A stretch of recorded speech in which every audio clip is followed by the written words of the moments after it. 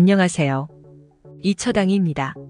만일 신생아가 갑자기 아픈 경우 아이의 상태와 원인을 찾는 것이 중요합니다. 가벼운 증상일 수도 있고 심각할 수도 있으니 가능한 빠르게 전문가의 도움을 받는 것이 좋습니다. 이번엔 아이가 갑자기 아플 경우 할 수 있는 것에 대해 비전문가가 알려드리려고 합니다. 그럼 이처당이 시작합니다. 아기의 체온이 38도 이상이라면 바이러스나 기타 균, 화상 등이 원인일 수 있는 경우이니 병원에 연락하거나 방문하여 진료를 받아야 합니다.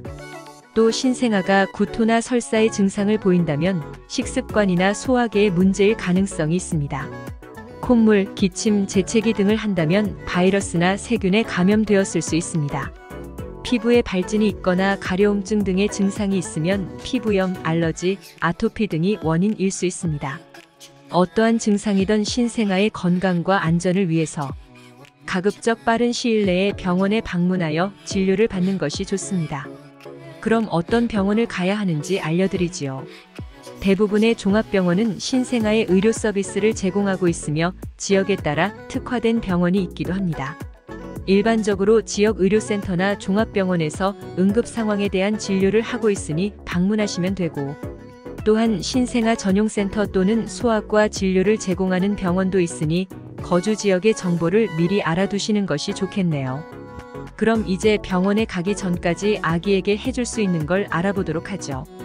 열이 날 때는 아기의 체온을 재야 하는데 보통 엉덩이나 등을 만져서 측정할 수 있습니다. 아기가 열이 난다면 시원하고 쾌적한 환경을 만들어줘야 합니다. 체온이 너무 높은 경우에는 의사와 상의하여 체온 조절제를 투여할 수 있습니다. 열이 지속되어 아이가 힘들어하거나 다른 증상이 나타나면 병원의 진료가 필요할 수 있습니다.